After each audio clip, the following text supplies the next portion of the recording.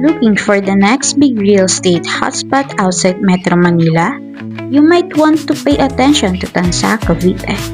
Today, pag-uusapan natin kung bakit sobrang promising ng Tansa ngayon at kung ngayon na ba ang tamang panahon para bumili.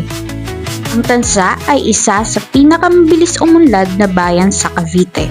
Dahil sa infrastructure projects, new businesses at improved transport access, unti-unti na siya nagiging investment hub.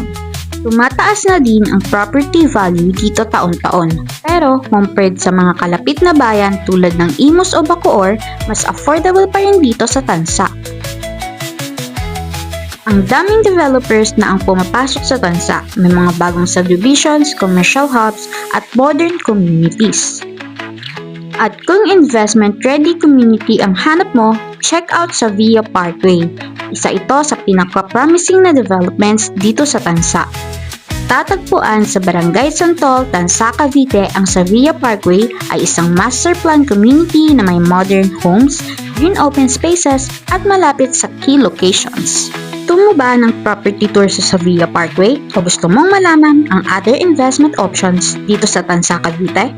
Don't forget to like, subscribe, and comment below. Kita-kits sa next video!